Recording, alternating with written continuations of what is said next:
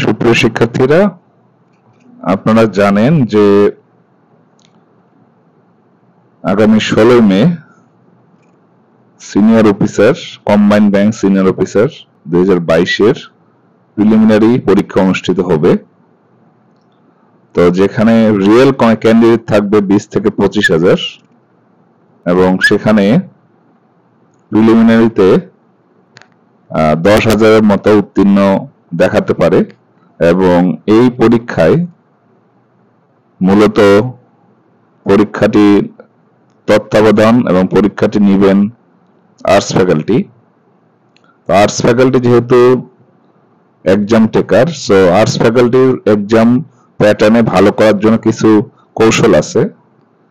তো বাংলাদেশ ব্যাংকার selection committee যে syllabus দিয়েছে সেটা অনুযায়ী সবার উপরে আমরা দেখতে পাচ্ছি এখানে বাংলা থেকে থাকবে 25 মার্ক, ইংলিশ 25, ম্যাথ 20, জিকে 20 এবং কম্পিউটারে 10 মার্ক। তো আর্টস ফ্যাকাল্টির প্রিলিমিনারিতে ভালো করতে হলে সবার আগে আপনাকে যেটা করতে হবে, নিচে দেখুন লেখা আছে 1 এবং 2, হয় আপনি ইংলিশ, ম্যাথ, জিকে দিয়ে শুরু করবেন।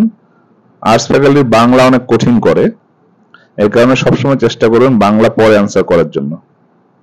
ম্যাথ অনেক সোজা করবে। ম্যাথ আপনি আমাদের নবম দশম শ্রেণীর যে বইটা আছে সেই সিলেবাস অনুযায়ী পড়াশোনা করবেন, সেগুলোই মূলত ইংলিশে দেওয়া হয়ে থাকে।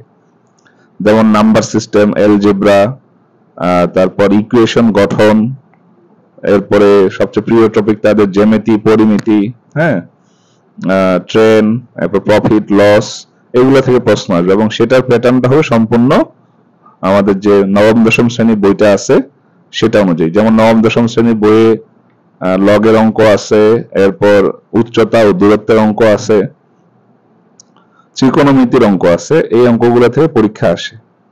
সো ম্যাথ আগে করার চেষ্টা করবেন, এরপর জিকে, কম্পিউটার অথবা ইংলিশ দাগাবেন, বাংলা সবার শেষে দাগানোর চেষ্টা করবেন। কারণ আর্টস ফ্যাকাল্টি বাংলা অনেক কঠিন করে, সেটা দাগাতে গিয়ে দেখবেন 25টার মধ্যে আপনি 5টাও পারবেন না, এতটা কঠিন করে। তো এই জন্য ম্যাথ, জিকে, কম্পিউটার, ইংলিশ এগুলোর মধ্যে একটা সিলেক্ট করে আগে দাগানোর চেষ্টা করবেন। তবে আমি মনে করি আর্টস ফ্যাকাল্টির পরীক্ষায় ভালো করতে হলে সবার আগে ম্যাথ করবেন, যেহেতু প্রিলিমিনারি পরীক্ষা এবং কাটমার্ক কিন্তু 100-তে খুব বেশি উঠে না আর্টস ফ্যাকাল্টির পরীক্ষায়।